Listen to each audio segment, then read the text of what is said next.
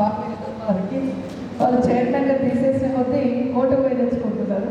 కొట్లాడి అది మరి గుంచుతాడో ఊరు కూడా కొడతాడు.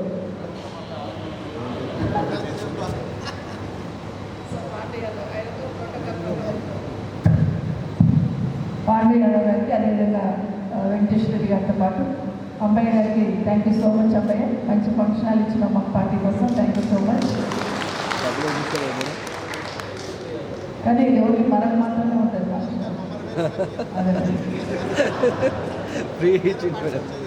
అమ్మాయి గారికి, అలాగే చెన్నయ్య గారికి, అలాగే సోదరుడు చిక్కవరి నరసింహ గారితో పాటు మా మహిళా సర్పంచ్లు ఉన్నారు, వారితో పాటు వేదిక మీద గౌరవనీయులందరికీ పేరుపైన సమితి కూడా ఒకసారి చప్పట్లు పడతాం. ఈరోజు బర్త్డే. సో ఈ వారితో పాటు గౌరవ సర్పంచులు, గౌరవ ఎంపీటీసీలు, పార్టీ అధ్యక్షులు, గ్రామశాఖ అధ్యక్షులు, అదేవిధంగా యూత్ సంబంధించిన రాఘవేంద్రతో పాటు చాలా మంది సోదరులు కూర్చున్నారు. వారికి మా పత్రికా మీడియా సోదరులకి దాదాపు 3 గంటలు మనతో పాటు కూర్చున్నారు. వారికి అందరికీ కూడా పేరు పైన నమస్కారాలు తెలియజేసుకుంటూ ఈరోజు రాష్ట్రాన్ని సాధించుకున్న సందర్భంలో తెలంగాణ ఆవిర్భావ దినోత్సవం సందర్భంగా మీకు అందరికీ శుభాకాంక్షలు తెలియజేస్తా ఉన్నాను. ప్రాణాలని అడ్డంగా పెట్టి తెలంగాణ సాధించిన గౌరవనీయులు కేసీఆర్ గారికి కూడా మనస్ఫూర్తిగా తెలంగాణ ఆవిర్భావ దినోత్సవ శుభాకాంక్షలు తెలియజేస్తా ఉన్నాను. మనందరి తరఫున కూడా, మన జిల్లా తరఫున. నిన్న సాయంత్రము 3 గంటలకు అనుకున్నాం మీటింగ్ పెట్టుకుందామని. ఎంతమంది వచ్చినా పర్లేదు, ఒక మీటింగ్ అయితే పెట్టుకుందామని అనుకున్నాము. మీటింగ్ ఆర్గనైజ్ చేసినాం. పెద్ద ఎత్తున వచ్చిన అందరికీ కూడా ప్రత్యేకంగా ధన్యవాదాలు. ఎర్ర టెండర్ లెక్క చేయకుండా గ్రామాలలో జెండా ఆవిష్కరణ చేసి వచ్చినారు. మీకు అందరికీ ప్రత్యేకంగా ధన్యవాదాలు తెలియజేస్తూ వేదిక ముందు అందరికీ కూడా ధన్యవాదాలు తెలియజేస్తా ఉన్నాను. అని చెప్పి ఇక్కడ కూర్చొని ఆలోచిస్తూ ఉన్నాను. పొద్దున జెండా ఎగరేస్తున్నప్పుడు ఆ చౌరస్తా మీద గులాబీ తోరణాలు కట్టుకుంటారు. నవీన్ చెప్తా ఉన్నాడు, పొద్దున 5 గంటల నుండి మొదలు పెట్టారట. ఆ తోరణాలు కనిపించొద్దు, సేడి తోరణాలు తీసేయండి అని సెక్రటరీ లిటరలీ ప్రెజర్ చేస్తూ ఉంటే, ఇప్పుడు మనం ఇంటికి కూర్చున్నా ఉన్నాం, తోరణాలు తీసేస్తారు. అంటే గులాబీ కలర్ కనిపిస్తేనే ఉలిక్కి పడుతున్నారు. గుర్తుపెట్టుకోండి, మనం నిజంగానే జస్ట్ మనం నిజంగా సీరియస్ అనుకుంటే హాల్ కూడా సరిపోయినంత మందిని ఖచ్చితంగా రావాలని చెప్తున్నాను. అట్లా అనుకోలేదు. 100 మంది అయితే కాదు, నేను వస్తాను, రేపు జెండా ఎక్కిస్తాను, అమ్మాయి మనుషులలో కూర్చుందాం, మాట్లాడిపోదాం. ఎందుకంటే కేసీఆర్ గారు చేసిన ఉద్యమం అట్లాంటిది, కేసీఆర్ గారు చేసిన అభివృద్ధి అట్లాంటిది రాష్ట్రంలో. రోజు మనం మాట్లాడకపోతే అబద్ధాలే నిజాలైపోతున్నాయి. కాబట్టి మాట్లాడాల్సిన సందర్భం కూడా ఇదని చెప్పి ఇక్కడికి రావడం జరిగింది. ఈరోజు నిజంగానే తెలంగాణ రాష్ట్రాన్ని ఏర్పాటు చేసుకొని 10 సంవత్సరాలు కేసీఆర్ గారి నాయకత్వంలో తెలంగాణ రాష్ట్రాన్ని ఒక డైలాగ్ చెప్తుంది. తెలంగాణ రాష్ట్రం సాధించినాక కేసీఆర్ గారు ముఖ్యమంత్రి అయిన తర్వాత 10 సంవత్సరాల తర్వాత మొన్న ఎన్నికలప్పుడు ఒక డైలాగ్ చెప్తుంది. ఎట్లుండే తెలంగాణ, ఎట్లయింది తెలంగాణ అంటుంది గొప్పగా. ఇప్పుడేం చెప్పాల్సి వస్తుంది, ఎట్లా ఉండే తెలంగాణ, ఎట్లయింది తెలంగాణ అనాల్సి వస్తుంది. ఒకటే డైలాగ్. అంటే తెలంగాణ రాష్ట్రాన్ని సొంత కుటుంబంలాగా, రాష్ట్ర ప్రజలందరినీ సొంత కుటుంబ సభ్యులాగా భావించి కేసీఆర్ గారు చేసిన అభివృద్ధి ఎట్లాంటిది అనేది మనందరికీ తెలుసు. కానీ నరసింహ చెప్పినారు కదా, ఇప్పుడు తెలంగాణ ఉద్యమంలో ఎంతోమంది ఉద్యమకారులు కుటుంబాన్ని పక్కన పెట్టి వాళ్ళ ఉద్యమం కోసం 4 కాదు 2 నాటి వస్తుంది. 2 తెలంగాణ జెండా పట్టుకొని, పింక్ కలర్ జెండా పట్టుకొని కార్ కట్ట పరిగెత్తుకు వస్తుంది. ప్రాణం పోయినా పర్లేదు, బ్రేక్ పడకపోతే ఒక్క క్షణం ఇదైపోతుంది. అట్లాంటిది ఆ ఉద్యమకారులందరికీ కూడా డెఫినెట్గా అమరులైన వాళ్ళందరికీ కూడా మనం అందరం నివాళులు అర్పిద్దాం. ఉద్యమంలో పార్టిసిపేట్ చేసిన ప్రతి ఉద్యమకారులకు కూడా శుభాకాంక్షలు తెలియజేస్తా ఉన్నాను. ఈరోజు మనం ఇక్కడికి రాగానే సిరిపురం యాదయ్య, అట్లాగే మన మొయినాబాద్లో ఉన్న యాదిరెడ్డి, ఇక్కడ యాదయ్య, ఇద్దరు నాకు బాగా గుర్తుకొస్తారు. యాదయ్య సంబంధించి మనము నాగాలకు సంబంధించి విగ్రహం పెట్టుకున్నాం, సరిగ్గా విగ్రహం పెట్టుకున్నాం. ప్రతిసారి గుర్తు చేస్తున్నాం, గుర్తు చేయాల్సిందే. వాళ్ళు డెఫినెట్గా అమరజీవులుగానే ఉంటారు ఇక్కడ. అన్నిటికైనా ముఖ్యంగా శాశ్వతంగా పేరున్నారంటే ఏం చేయాలని ఆలోచించినాను. మన ప్రభుత్వంలో బడంపేటలో నేను మెయిన్ రోడ్ మీద ఒక మంచి గ్రౌండ్ కట్టాను. 3 acres 4 acres ఉంటుంది, మంచి ప్లే గ్రౌండ్ కట్టాను. దానికి యాదయ్య పేరు పెట్టించిన అఫీషియల్గా ఎవరు వచ్చి తీసేయకుండా అఫీషియల్గా జీవో పనిచేస్తాడు. అఫీషియల్గా జీవో తీసుకొచ్చి అక్కడ యాదయ్య గారి పెడుతున్నాను. సిరిపురం యాదయ్య అనే ఉంటుంది అక్కడ గ్రౌండ్కి. అంటే యాదిరెడ్డి అయితే నాకు బాగా గుర్తుంది. తెలంగాణ రాష్ట్రం కావాలి, తెలంగాణ ఇవ్వండి అని అందరం కూడా తెలంగాణ సంబంధించిన ఈ పార్టీ ఆ పార్టీ కాకుండా అందరం ఢిల్లీకి పోయినాం. ఢిల్లీలో గెస్ట్ హౌస్లో ఉన్నాం. ఆ పిల్లోడు ఇక్కడ నుండి అక్కడికి వచ్చి అక్కడ చెట్టు వేసుకున్నాడు. ఒక అంటే ప్రాణం అట్లా ఒకసారి వాళ్ళు జద్దరిస్తారు. ఇక్కడ నుండి వచ్చి అక్కడ ఊరేసుకుని చనిపోయినాడు. కనీసం నా చావుతోనైనా తెలంగాణ రావాలని లేదా అక్కడ ఊరేసుకున్నాను. కేసీఆర్ గారు 2009లో నిరాహార దీక్ష చేసి ఆరోగ్యం బాగలేకపోయినా అంత అనేక తగ్గిని తీసుకొచ్చిన తర్వాత అయినా వింటలేరు వీళ్ళు, అర్థమైతలేదు వీళ్ళని చెప్పి ఆ రోజు ఉద్యమం నడుస్తుండగానే నిరాహార దీక్ష చేస్తున్నారు. నిజంగా నిరాహార దీక్ష చేస్తున్నప్పుడు ఒక వ్యక్తి అమరణ నిరాహార దీక్ష చేస్తున్నప్పుడు ప్రభుత్వంలో ఉన్న వాళ్ళందరూ కూడా ఆలోచిస్తారు. నిజంగానే కూర్చుంటే అప్పటికే ఉద్యమకారులందరూ కూడా బాగా అగ్రెసివ్గా కసితో ఉన్నారు. పొరపాటున కేసీఆర్ గారికి ఏమన్నా అయితే ఎట్లా అవుతుందని ఆలోచనతోనే ఆరోగ్యం బాగాలేదని ముందస్తుగా అరెస్ట్ చేస్తున్నారు. ఆ రోజు హైదరాబాద్లో పెడితే తట్టుకోవడం కష్టం, ఉద్యమకారులను తెలంగాణ వాళ్ళని తట్టుకోవడం కష్టం. ఖమ్మం తీసుకుని పెట్టినారు ఆ రోజున ప్రభుత్వంలో. అక్కడి నుండి మళ్ళీ హాస్పిటల్ తీసుకొచ్చిన తర్వాత ఆ రోజు కేంద్రంలో ఉన్న ప్రభుత్వం ఇచ్చినట్టే ఇచ్చి అనౌన్స్ చేసి ఇమీడియట్గా మళ్ళీ దాన్ని వెనక్కి తీసుకున్న సందర్భంలో ఒక్కసారి ఉవ్వెత్తున లేసిన విషయాన్ని మనం అందరం గమనించాలి. అయితే చాలామందికి తెలీదు కేసీఆర్ గారు ఒక్కొక్కరిని ఎక్కడ కూడా పెట్టాడు, ఒక్కొక్క పార్టీని ఏ విధంగా కూడా పెట్టాడు, ఒకరొకరిని ఏ విధంగా రిక్వెస్ట్ చేసుకున్నాడు, తెలంగాణ వాళ్ళని ఎంత బలంగా వినిపించింది అనేది ఉద్యమంలో పాల్గొన్న వాళ్ళకి తెలుసు, కేసీఆర్ గారికి తెలుసు, ఉద్యమంలో కలిసి పనిచేసిన వాళ్ళకి తెలుసు. కానీ ఈరోజు చాలా మాట్లాడుతుంటారు, చాలా రకరకాల మాటలు మాట్లాడుతున్నప్పుడు నిజంగా తెలంగాణ బిడ్డ ప్రతి ఒక్కరు కూడా బాధపడుతూ ఉంటారు. ఈరోజు కేసీఆర్ని తక్కువ చేసి మాట్లాడుతూ ఉంటే తెలంగాణ బిడ్డలందరూ కూడా బాధపడుతున్న సందర్భం మనం చూస్తున్నాం. ఎందుకంటే ప్రారంభమైనటువంటి నేనే ఆ రోజు నిరాహార దీక్ష విరమించకపోతే నేనే వెళ్ళాను హాస్పిటల్. కేసీఆర్ గారి దగ్గరికి వెళ్ళినప్పుడు ప్రభుత్వం తరఫున వెళ్ళాను నేను. ఆ రోజు కళ్ళల్లో ప్రాణం అంటారు కదా, ఆ రోజు చూసాను బెడ్ మీద పడుకున్నాడు, కళ్ళల్లో ప్రాణం ఉంది. దగ్గర పోయి అడిగాను, అన్న మీరు ఇస్తారు తెలంగాణ ఎట్లాగో మీరైతే విరమించండి అంటే ఒకటే చెప్పాడు, నాకు పదవులు వద్దమ్మా, నాకు పార్టీ కూడా వద్దు, నాకు తెలంగాణ ఇస్తే చాలు, ఇంకా నేను ఏమి కోరుకున్నాను. ఇది ఒక్క మాట పైకి కన్వే చేయమ్మా, నా ప్రాణం కూడా రాలేదు కానీ తెలంగాణ రావాలి. ఇప్పుడు రాకపోతే ఇంకా భవిష్యత్తులో ఎప్పుడు రాదు. తెలంగాణ అనే పదం ఎత్తితేనే భరించలేని పరిస్థితులలో ఉన్నారు. ఇప్పుడు రాకపోతే ఇంకెప్పుడు రాదు. నాకు ఏ పదవి కూడా వద్దు, నేను నువ్వు పక్కన కూర్చుంటే ఇంకా పక్కన కూర్చుంటే తెలంగాణ వస్తే చాలు, ఇది ఒక్క మాట పైకి కన్వే చేయమ్మా అన్నాడు. కానీ అప్పుడు ఆయన చూసినప్పుడు నేను అదే మాట చెప్పాను పైకి, మనం డిలే చేస్తే ఖచ్చితంగా ఆయనకు నష్టం జరుగుతుంది. నష్టం జరిగితే తెలంగాణ అతలాకుతలం అవుతుంది, నిర్ణయం తీసుకోవాలని అప్పుడు చెప్పినప్పుడు అనౌన్స్ చేసి మళ్ళీ వెనక్కి తీసుకున్న సందర్భం చూసినాం. అయినా కూడా ఎన్ని ఇబ్బందులు ఉన్నా, ఎన్ని రకాల ఇబ్బందులు అవుతున్నా కూడా ఒక ఉద్యమం నడిపించాలంటే అన్ని హక్కులు అన్నీ ఉండాలి. కానీ ఒక్కడిగా బయలుదేరి లక్షలాది మందిని ఒకదాటి మీకు తీసుకొచ్చి ఉద్యమాన్ని ఏ విధంగా తీసుకుపోయింది అనేది మనం చూస్తున్నాం. మనం అందరం కూడా చూస్తున్నాం. ఆ రోజు మరి రంగారెడ్డి జిల్లాలో ఉన్న వాళ్ళైతే ఉద్యమం అయిపోతే తెలంగాణ వస్తే మనకు రియల్ ఎస్టేటే నడవదనే లెవెల్లో మాట్లాడుతుంది ఆ రోజు. అట్లాంటిది ఈరోజు ఉద్యమం తర్వాత తెలంగాణ సాధించిన తర్వాత కూడా కేసీఆర్ గారు తెలంగాణ రాష్ట్రాన్ని తన కుటుంబం లాగా, తన ఇల్లులాగా ఒకటి సర్దుకుంటూ వచ్చాడు. ఇంతకుముందు నరసింహ మాట్లాడినాడు కదా, ఉద్యమం నడిపించాలంటే కండువా లేక మేము క్లాత్ తీసుకొచ్చి కట్ చేసి వేసుకున్నామండి వాస్తవం. ఎందుకంటే ఇంద్రారెడ్డి గారు కొన్ని రోజులు ఉద్యమం నడిపించినప్పుడు ఆ కష్టం ఏంటో నాకు తెలుసు. ఒక ఉద్యమాన్ని తగ్గించొద్దంటే ఆ కష్టం ఏంటో తెలుసు. కాబట్టి ఒక ఉద్యమకారుడు మనం చాలా వలన అంటే గ్రామాలలో మళ్ళీ నేను రిక్వెస్ట్ చేస్తున్నాను, గ్రామాలలో ఉద్యమం కోసం పార్టిసిపేట్ చేసిన ఎవరైనా కానివ్వండి, ఏ పార్టీ వాళ్ళైనా కానివ్వండి, లిస్టు తయారు చేయండి, ప్రభుత్వానికి ఇద్దాం.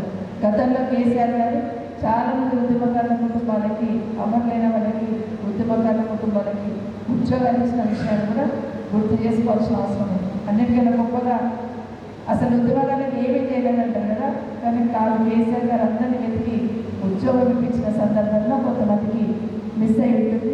అది అశోక్ అన్నది వాస్తవం. వాళ్ళకి నిజంగా ఏమి చేయలేకపోయినా నేనే పిలిచి చెప్పాను, ఉద్యమకారులకి ఖచ్చితంగా మన ఏరియాలో కొంత హౌస్ ఏదైనా ఇస్తాను మీరు కట్టుకోమని చెప్పింది వాస్తవం అశోక్. దాన్ని లిస్టు తయారు చేసిన విద్యావంతుల లోపల లాస్ట్ మినిట్లో వచ్చి రావడంతో కొంచెం ఇవ్వలేకపోయినా కొన్ని ప్లేస్లలో, కానీ ఉద్యమకారులకు నా నియోజకవర్గంలో ఎక్కడ అవకాశం ఉంటే అక్కడ మార్కెట్ కమిటీలు వేసుకున్నాను, లేదంటే టెంపుల్ కమిటీ చైర్మన్స్ ఇచ్చుకున్నాను. నేనైతే ఫస్ట్ ప్రయారిటీ ఉద్యమకారులకి ఇచ్చిన అశోక్. ఎందుకంటే నేను ఉద్యమకారుని కుటుంబంలో నేను కూడా ఒక భాగం కాబట్టి నాకు కష్టాలు తెలుసు.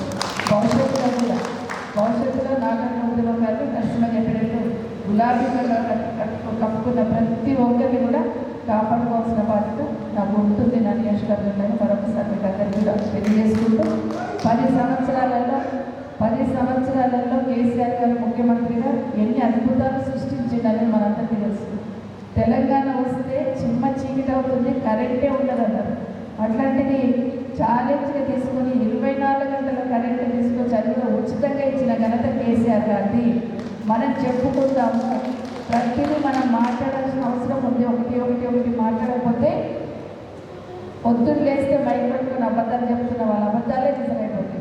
ఒకటి గుర్తు చేసుకుందాం మనం. కేసీఆర్ గారు ఇంటింటికి డ్రింకింగ్ వాటర్ ఇచ్చినాడు, మంచినీళ్ళు ఇచ్చినాడు కదా, మిషన్ భగీరథ. లేకపోతే ఏమైపోయింది, బోర్లలో నీళ్ళు తాగుతుంది. కరెంట్ 24 గంటల కరెంట్ ఇచ్చున్నారు కదా. అట్లాగే ఇంతకుముందు మాట్లాడుతూ చెప్పిన సోదరులు చెప్పారు, కళ్యాణ లక్ష్మి ఇచ్చారు, కేసీఆర్ ఇచ్చారు. అన్నిటికన్నా ముఖ్యంగా రైతు బంధు లాంటి కార్యక్రమం ప్రపంచంలో ఎక్కడ కూడా లేని రైతు బంధు లాంటి కార్యక్రమాన్ని తీసుకొచ్చారు కేసీఆర్ గారు. ఎందుకంటే నిజంగా రైతు కాబట్టి అయినా రైతుకు ఉండే కష్టాలు తెలుసు కాబట్టి రైతుకు పెట్టుబడి ఇవ్వాలని గొప్ప ఆలోచన చేసిన నాయకుడు ఎవరంటే కేసీఆర్ గారు ఒక్కరే. అంతకుముందు ఎవరు ఆలోచించరు. ఇప్పుడు చెప్తున్నారు అంత మేము ఇస్తున్నాము, మేము అది చేసినాం, ఏం చేసినామని. రుణమాఫీ చేయాలంటే ఆ రోజున్న దాంట్లో ఉందో లేదో డబ్బులు తెలియదు. రుణమాఫీ చేసినప్పుడు ఈరోజు మనం మరీ గుర్తుపెట్టుకోండి, 10 ఏళ్ళల్లో 30,000 కోట్లు రుణం మాఫీ చేసినాం రైతులకి. 30,000 కోట్లు 2 సార్లు చేసినాం రైతులకి. రైతు బంధుకు సంబంధించి 70,000 రైతు బంధుకు సంబంధించి 11 సార్లు వేస్తున్నారు కేసీఆర్. 11 సార్లు వేస్తున్నారు. ప్రతి అకౌంట్లో రైతుకి ఎన్ని ఎకరాలు ఉంటే అన్ని ఎకరాలు. నిన్న నేను మహేష్లో మనం పోతూ ఉంటే ఒక పెద్ద ఆయన అడిగిన, ఎన్ని ఎకరాలు ఉంటే పెద్ద ఆయన నీకు రైతు బంధు వచ్చిందంటే లేదమ్మా రాలేదు. ఎన్ని ఎకరాలు ఉందంటే 7 ఎకరాలు. ఎంత వచ్చింది రైతు బంధు అంటే 1 ఎకరం వేసిందమ్మా అన్నాడు. కేసీఆర్ ఉన్నప్పుడు అనగానే ప్రాణం వేసించిందని. అరే కేసీఆర్ ఉన్నప్పుడు సరిగ్గా 7 ఎకరాలకు పడుతుంటే నాకు పంట పండించిన పంటకుండా నాకు పడుతుంటే నాకు అవసరం అని చెప్తున్న సందర్భం. కాబట్టి మరొకసారి మీకు అందరికీ ప్రతి దగ్గర మనం నిజంగానే ఈరోజు మనం పోతే ఒక్కొక్క ఇంటికి పోయి తప్పితే ఒక్కొక్క రైతన్న ఈరోజు చెప్తాడు, నాకు రుణమాఫీ కాలేదని చెప్పేవాళ్ళు నాకు ప్రతి ఊళ్ళో. నాకు రైతు బంధు 3 సార్లు ఎక్కువ ప్రభుత్వం, మొన్న కూడా 2 ఎకరాలకి 1 ఎకరం వేసిందని చెప్పేవాళ్ళు ఉన్నారు. ఒక్కొక్క దగ్గరికి వెళ్తే మనం చెప్తారు. ఆ ఫెయిల్యూర్స్ అన్నీ కూడా మనం తప్పకుండా మనం చేసిన పని చెప్పుకుందాం. ఈ ప్రభుత్వం ఫెయిల్యూర్స్ కూడా ఎంతకంటే ప్రయత్నం చేద్దామని మీకు అందరినీ కూడా రిక్వెస్ట్ చేస్తూ ఉన్నాం. కేసీఆర్ కిట్ ఇచ్చేవాళ్ళం.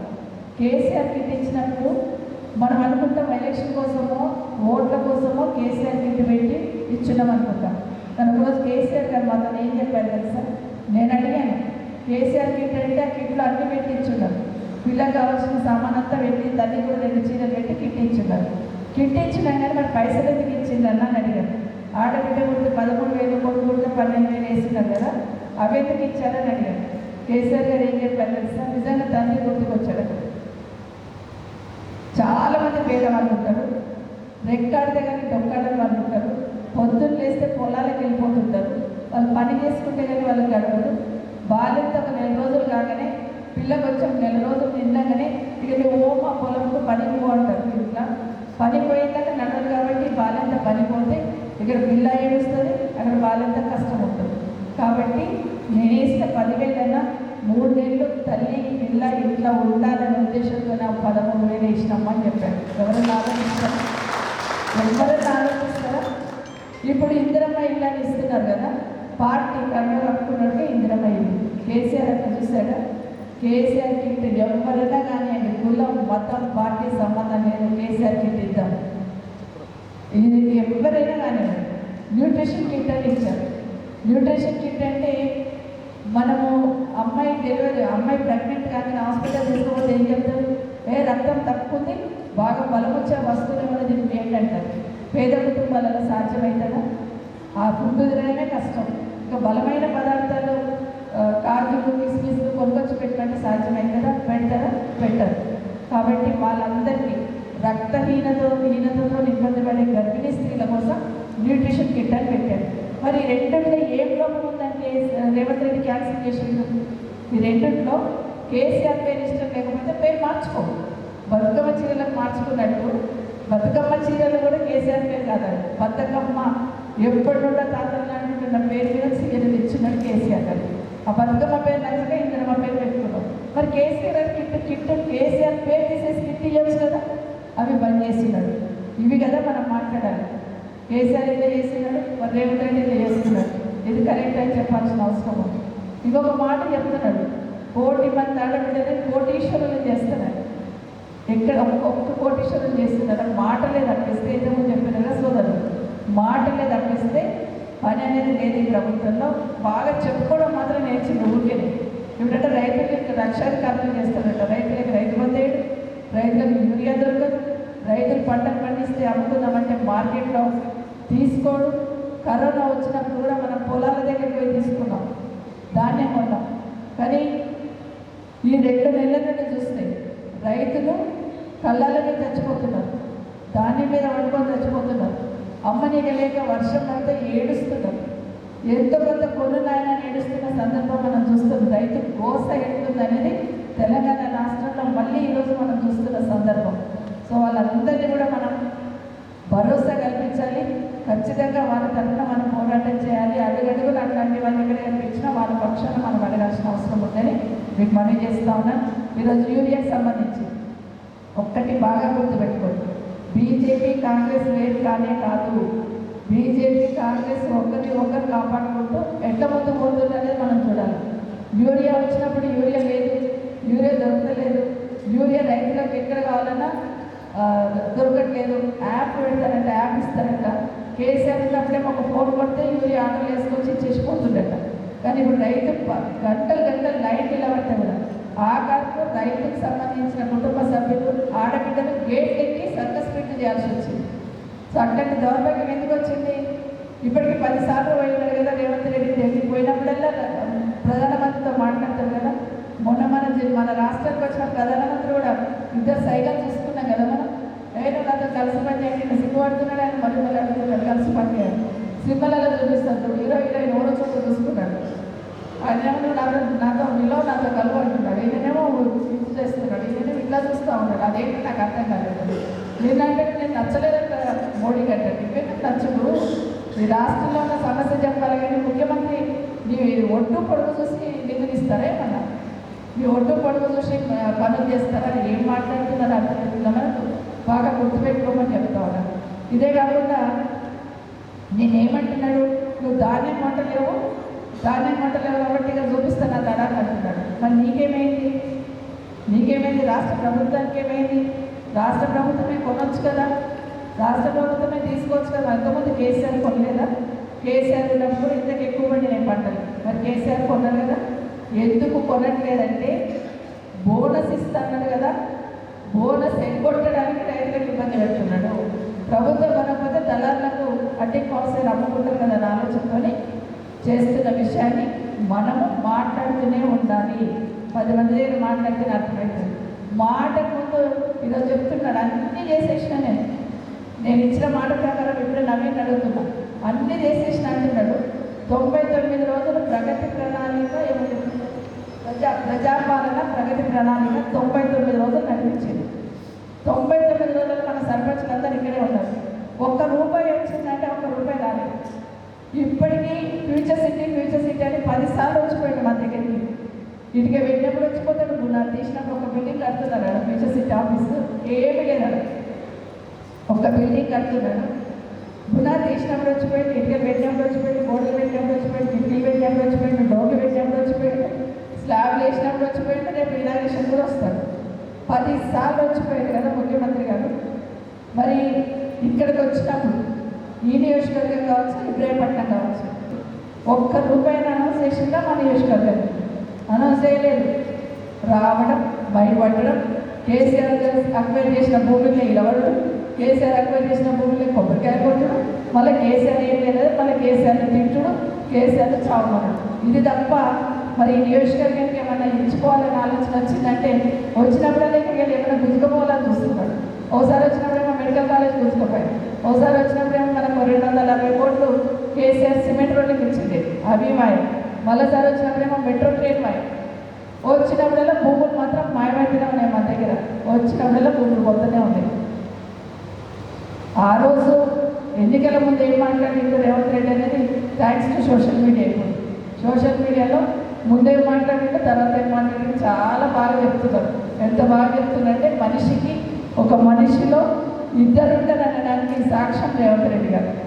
ఎన్నికల కన్నా ముందు ప్రతిపక్షంలో ఉన్నప్పుడు ఏం మాట్లాడతాడు, అధికారంలో ఉన్నప్పుడు ఏం మాట్లాడింది అనేదానికి కంప్లీట్గా కనిపిస్తున్న సందర్భం చూస్తూ ఉన్నాం. కాబట్టి ఈరోజు మనం కూడా ప్రజల పక్షాన్ని నిలబడి ప్రజల పక్షాన పోరాటం చేస్తూ రేపు భవిష్యత్తులో మళ్ళీ కేసీఆర్ని వెనక్కి తెచ్చుకోవాల్సిన బాధ్యత మనకుంది. కేసీఆర్ గారు ఒక్కరే తెలంగాణ రాష్ట్రానికి శ్రీరామ రక్ష.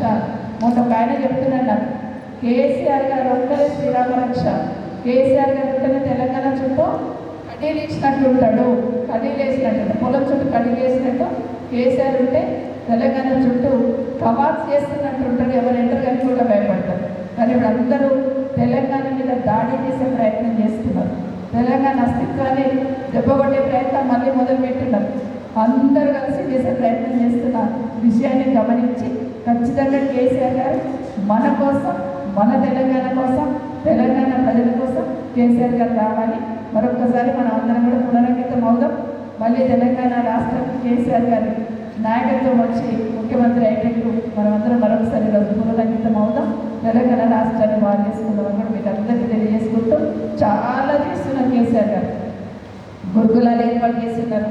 అంతేందుకు మన కాన్స్టిట్యున్సీ ముఖ్యంగా ఈరోజు మనకు శ్రీనివాస్ చెప్తున్నాడు అడ్వకేట్ గారు, కోర్టు తెచ్చినట్టే కేసీఆర్ గారు ఇచ్చారు కాబట్టి తీసుకొచ్చినాం. ఆ విజన్ ఉన్న నాయకుడు ఉన్నాడు కాబట్టి ఏది ఎట్లా చేయాలని. మెట్రో ట్రైన్ ఒక్కసారి చెప్తాను నేను, మెట్రో ట్రైన్ అన్నప్పుడు మెట్రో ట్రైన్ శంషాబాద్ దాకా వచ్చింది. శంషాబాద్ దాకా క్యాబినెట్లో తీర్మానం అయింది. నేను అక్కడ కూర్చొని చూస్తూ ఉన్నాను. శంషాబాద్ దాకా వచ్చింది నా మైండ్లో, మరి మనకి ఎక్కడ అడగాలా ఎక్కడ అడగాలి. నన్ను అడిగాడు, సరితమ్మ శంషాబాద్కు తుక్కుగూడకి ఎంత ఉంటుందని అడిగాడు. ఇన్ని కిలోమీటర్లు ఉంటుంది అన్న అన్నాను. తుక్కుగూడ దాకా వెళదామా అన్నాడు. పెట్టండి అంటే నా హ్యాపీగా పెట్టండి అంటే ఆడికెళ్ళి కందుకూరు దగ్గర తీసుకుపోతే అయిపోతుందేమో అన్నాడు. సంతోషం అన్నట్టు కాన్స్టిట్యున్సీల మధ్యలో అవుతుంది, తుక్కుగూడలో పెట్టుకొని అడిగాడు. అంటే ఒక్కొక్క నియోజకవర్గం గురించి అవగాహన, ప్రాంతం గురించి అవగాహన, కులాల మతాల గురించి అవగాహన, గ్రామీణ ప్రాంతాలు పట్టణ ప్రాంతాలు ఎట్లుండాలని అవగాహన, ఓవరాల్ తెలంగాణ దేశంలో మొదటి స్థానంలో నిలబెట్టాలని ఆలోచన కేసీఆర్ గారు నిరంతరం అనే ఆలోచన ఉండేదండి. కానీ ఇప్పుడున్న ప్రభుత్వానికి ఏముందంటే ఎవరేమన్నా కానీ ఆ దారి అదే ఎవరి దారి వాళ్ళది అన్నట్టు ఈ ప్రభుత్వం నడిపిస్తున్న విషయం మనం అందరం కూడా గమనిస్తున్నాం. కూడా మరొకసారి మీకు అందరికీ తెలియజేసుకుంటూ చాలా చెప్పవచ్చు, చాలా డివైడ్ అయిందంట. లిస్టులో 569 మందికి ఉద్యోగాలు ఇచ్చి కుటుంబానికి 10 లక్షలు ఇచ్చాడట కేసీఆర్ గారు. కాబట్టి మిగిలిన వాళ్ళు కూడా ఉద్యమకారులందరికీ కూడా ప్రభుత్వం తరఫున వచ్చే బెనిఫిట్స్లో మళ్ళీ మనం ముందుందామని మరొకసారి మీకు అందరికీ తెలియజేస్తూ, ఇక నియోజకవర్గ డెవలప్మెంట్ గురించి 2.5 సంవత్సరాలు అయింది. 2.5 సంవత్సరాల నుండి చెప్పుకోవడమే తప్పిస్తే ఎక్కడ వేసిన గొంగడు అక్కడే ఉంది. రాష్ట్రంలోనే అట్లా ఉంది పరిస్థితి. పని చేస్తే డబ్బులు ఇవ్వలేమని చెప్పేసి టెండర్ వేసిన కూడా వెనక్కిపోతున్న సందర్భం మనం చూస్తూ ఉన్నాం. అయితే తప్పకుండా మా గౌరవ సర్పంచ్లకు కానీ ఇక్కడ ఉన్న వార్డు మెంబర్లు, ఉప సర్పంచ్లు ఎవరైనా ఉంటే ఆందోళన చెందకండి. నాయకులు కూడా, గ్రామాలలో ఉన్న నాయకులు కూడా రిక్వెస్ట్ చేస్తున్నా, 2.5 సంవత్సరాలు అయిపోయింది. మీకు ఈ ప్రభుత్వం ఉండేది 2 సంవత్సరాలు, కానీ మీ పీరియడ్ 5 సంవత్సరాలు ఉంటుంది. మళ్ళీ మన గవర్నమెంట్ వచ్చినాక మీరు 2 సంవత్సరాలు సర్పంచ్గా ఉంటారు. మీరు కోరిన, మీరు ఇచ్చిన హామీలన్నీ నెరవేర్చకూర్చి నాదే మరొకసారి మీకు అందరికీ కూడా పేరు పైన తెలియజేసుకుంటూ, మరొకసారి చాలామంది యంగ్స్టర్స్ ఉన్నారు మన దగ్గర. అయితే చివరి ఒక 2 మాటలు చెప్తాను, 2 మాటలు. ఒకటి ఏంటంటే ఈ ఓట్లు తొలగించే కార్యక్రమం చేస్తున్నారు. ఎట్లా మీరు వచ్చింది కాబట్టి ఊళ్ళో కూర్చొని మీ యంగ్స్టర్స్ మొత్తం పెంచుకొని మాట్లాడి ఓట్లను చెక్ చేసుకోండి. మీ ఓట్లు ఉన్నాయో చెక్ చేసుకోండి. దొంగ ఓట్లు ఉండొద్దు, చనిపోయిన ఓట్లు ఉండొద్దు, ఊరికి కొత్త వచ్చిన కొత్త కూడా ఓట్లు ఎక్కియాలి. ఇవి గుర్తుపెట్టుకొని 18 ఏళ్ళు నిండిన పిల్లలే కూడా ఓట్లు ఎక్కియాలి. ఇవి మాత్రం చూసుకోండి. ఇవి రేపు ఎంపీటీసీ జెడ్పీటీసీ ఎలక్షన్లో ఈ ఓట్లు చాలా పనిచేస్తాయి. కాబట్టి తప్పకుండా నా ఓటు ఉంది కానీ ఎక్కడ పోతుంది అనుకోకండి. ఒకవేళ అవతల కంప్లైంట్ ఇచ్చి తీసేసినా మళ్ళీ ఎక్కించుకోవాల్సి వస్తుంది. కాబట్టి తప్పకుండా క్రాస్ చెక్ చేసుకోండి. 18 ఇయర్స్ నిండిన వాళ్ళు ఖచ్చితంగా ఉండాలి. చనిపోయిన వాళ్ళని మీరు తీసేసే ప్రయత్నం చేయండి. బయటికి వెళ్ళి వాళ్ళని దొంగోట్లు రాయిస్తాయి. ఎందుకంటే మన మహేష్ రెడ్డి పక్కన బయటికి వెళ్ళి ఓట్లు ఉన్నాయి. దయచేసి అట్లా ఉంటే వాటిని అన్నింటి కూడా తీసేసే ప్రయత్నం మనమే కంప్లైంట్ చేయాలి. కాబట్టి అది చూసుకోండి. ఎందుకంటే బూత్ కమిటీలో 2 మెంబర్లు ఉన్నారు. బూత్ కమిటీలో ఉన్న వాళ్ళు ఖచ్చితంగా పనిచేయాలి. దాన్ని క్రాస్ చెక్ చేసుకోండి. అదే కాకుండా మెంబర్షిప్ కూడా చేయబోతున్నాం తొందరగా. యాప్ ద్వారా చేస్తాం, డిజిటల్ మెంబర్షిప్ అని. దాని కూడా మళ్ళీ నేను ఒక మీటింగ్ పెట్టుకుంటాను దానికి సంబంధించి. అప్పటి వరకు రాజు పార్టీ ప్రెసిడెంట్కి ఇక్కడ సమన్వయం చేసుకుంటూ పోతాడు. అట్లాగే యూత్ ఆగనంతో పాటు వర్కింగ్ ప్రెసిడెంట్ సిద్ధు మిగతా ఒక 5 మంది పిల్లలతో ఒక కమిటీ వేస్తున్నాను. నేను వాళ్ళకి ఏం చెప్తున్నంటే ఒక వారం 10 రోజులలో ప్రతి ఊళ్ళో యూత్కి సంబంధించిన కమిటీలు వేసుకురామని చెప్తున్నాను. ఎందుకంటే వాళ్ళని అట్లా వదిలేస్తాం అనుకోండి, ముక్కుపచ్చలాలని పిల్లలు ఎవరంటే జై శ్రీరామ్ అంటున్నారు, ఇంకోటి అంతే, ఇంకా వేరేం లేదు. ఉద్యోగం ఉందా లేదా లేదు, నీకు పిల్లలు లేదా లేదు, ఇంకొక వేరే దాన్ని తీసుకుపోయే ప్రయత్నం చేస్తూ ఉన్నారు. కాబట్టి మన జనరేషన్, నెక్స్ట్ జనరేషన్ రాంగ్ రూట్లో పోకుండా చూసుకోవాల్సిన బాధ్యత కూడా ఉంది. కాబట్టి మన యూత్ కమిటీ కూడా వేసుకున్నాం. అట్లాగే మహిళలకు సంబంధించిన కమిటీని కూడా స్వప్నం చెప్తున్నాను. తన వైసీపీలో చేసింది ఇంతకుముందు. ప్రతి గ్రామంలో టచ్ ఉంటుంది. మహిళా సర్పంచ్లను మాటి మహిళా సర్పంచ్లను వేసుకొని కమిటీగా ఫామ్ అయిపోయి ప్రతి ఊళ్ళో పోయి కూడా కమిటీ వేసుకొస్తాయి. భవిష్యత్తులో మళ్ళీ ఒక మహిళా మీటింగ్ పెట్టుకున్నాం, ఒక యూత్ మీటింగ్ పెట్టుకొని వాళ్ళతో పాటు అందరం కూడా కలిసి పార్టీని ఇంకా బలోపేతం చేద్దామని మరొకసారి మనవి చేసుకుంటూ ఖచ్చితంగా మన రాష్ట్రంలో మళ్ళీ కేసీఆర్ నేర్చుకోవాలంటే ఈరోజు రాష్ట్రం సాధించిన రోజు మరొకసారి మనం పునరంకితమాదం మరొకసారి మనవి చేసుకుంటే జై తెలంగాణ, జై కేసీఆర్. ఒక్కసారి స్లోగన్ ఇద్దామా, జై తెలంగాణ.